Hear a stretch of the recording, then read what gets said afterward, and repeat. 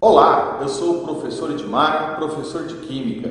Bem-vindo, meus átomos em busca de equilíbrio. Vamos iniciar mais uma aula de Química e hoje o tema é radioatividade. Um tema muito interessante porque nós vamos trabalhar com elementos diferenciados da tabela periódica, os chamados elementos radioativos.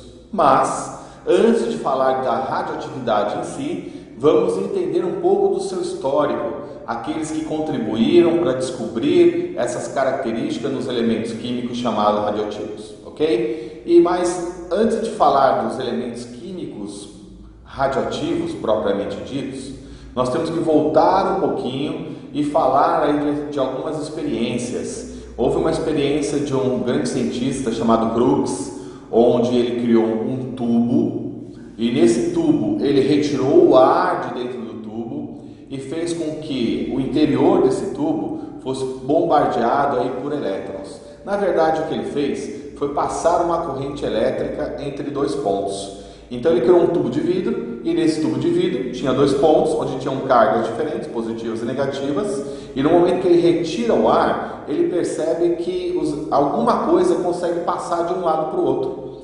E ele percebe isso porque é emitido algum tipo de luz. Eu fiz aqui um desenho para a gente poder acompanhar aqui melhor. Está aqui o desenho do nosso tubo de Crookes. Aqui eu tenho uma bateria, ela está gerando aí a energia, uma tensão necessária. Aqui eu tenho cargas positivas e negativas. Ele percebeu que alguma coisa era emitida para dentro desse tubo, porque esse caminho percorrido, quando chegava-se ao final do tubo, ou a gente chama também isso de anteparo, esse espaço ele ficava com fosforescente, começava a emitir luz. Havia uma emissão aí de luz. E a partir daqui ele percebeu que alguma coisa era emitida dentro do tubo de raio catódico a partir de uma tensão que é gerada aí dentro dela. Temos aqui um tubo de raios catódicos, temos aqui uma tensão que está sendo gerada dentro do tubo e uma área, então, que adquire uma certa luminosidade. Isso foi uma experiência feita por Crookes. Já em 1895, um outro personagem entra na história, um outro pesquisador chamado William Conrad Röntgen. Röntgen, ele foi um pouco mais além. Ele quis entender um pouquinho melhor essa luminescência que era causada por essas partículas que estavam aí dentro desse tubo de raios chamados aí catódicos. Ele percebeu que se ele colocasse uma tela, vamos colocar aqui, ó, o desenho aqui, ó, aqui uma tela de filme fotográfico e colocasse a mão entre o tubo de emissão de raios catódicos e o filme fotográfico, ele percebia, quando colocava a sua mão, esse filme fotográfico, ele era impressionado, ou seja, ele ia ser manchado. Mas uma coisa muito interessante ele descobriu quando revelou esse filme fotográfico. Ele percebeu que no momento que ele colocou aqui a sua mão, o filme fotográfico tirou uma foto da sua mão. Porém, não foi uma foto mostrando exatamente a sua pele, as unhas dos dedos, não. Ele tirou uma foto dos seus ossos. Ele percebeu, então, que podia tirar uma foto do interior do corpo humano. Essa experiência deu origem aos chamados raios-x, que, como definição, nós podemos tratar como ondas eletromagnéticas que se formam pela colisão de raios catódicos contra anteparos rígidos. Os raios catódicos são exatamente esses raios que são emitidos dentro desse tubo. Os anteparos, o anteparo, o que é? Nada mais é do que o final aí do tubo, tá? Então ele percebeu que existia uma emissão. Essa emissão, quando você estava na frente dela, desse elemento que era emitido, você podia tirar uma foto do seu interior, ou seja, uma foto aí dos seus ossos. Mas esses aqui especialmente eram chamados de raio-x. Ele percebeu que não era necessário retirar todo o ar de dentro de um tubo para poder fazer com que os elétrons passassem de um lugar para o outro.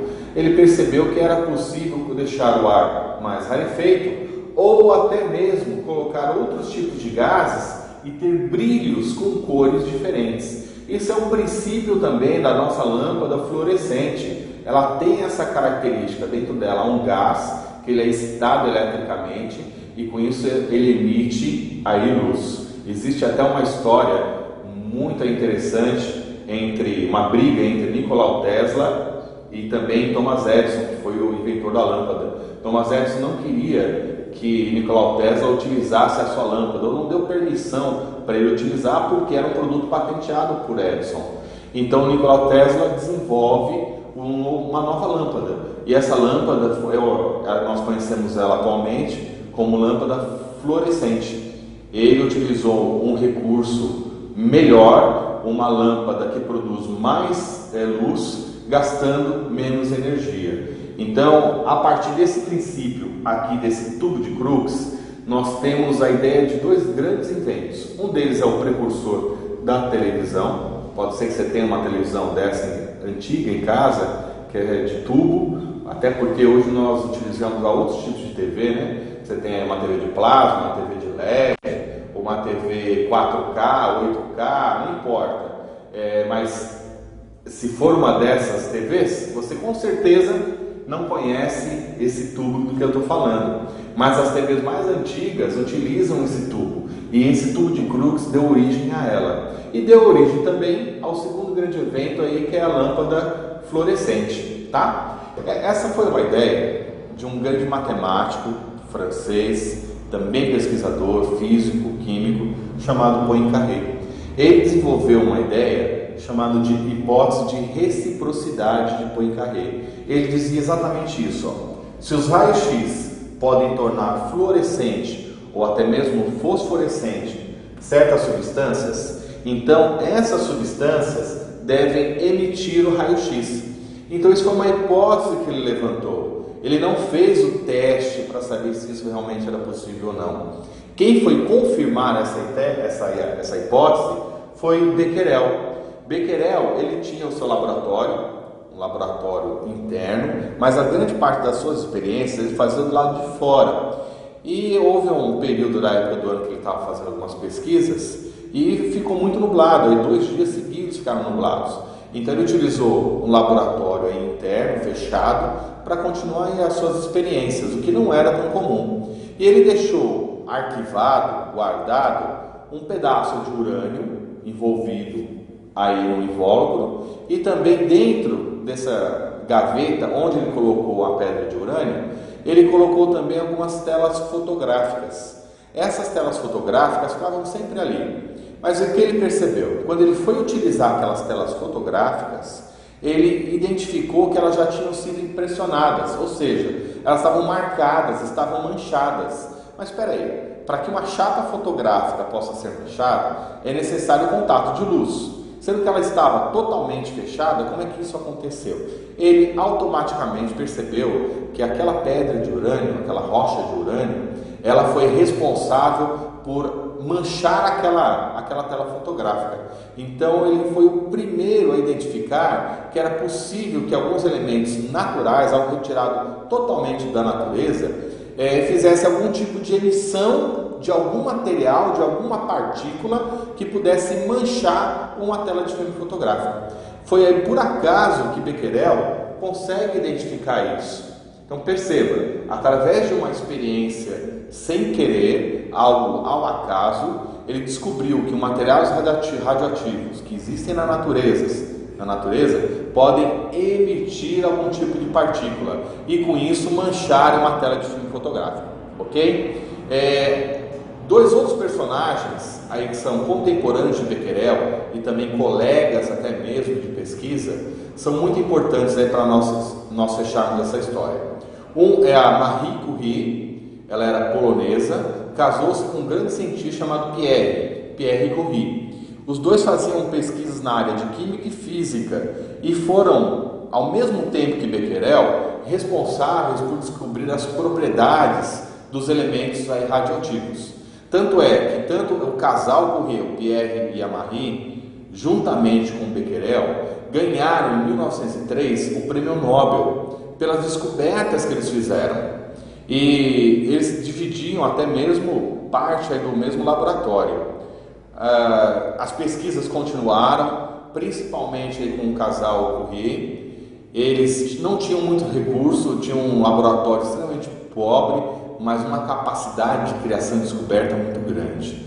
Sendo que em 1911 a Madame Curie ganha novamente o Prêmio Nobel por descobrir 2 novos elementos químicos, ambos radioativos, o rádio e o polônio. Os 2 elementos importantes que são encontrados na natureza e que são naturalmente radioativos.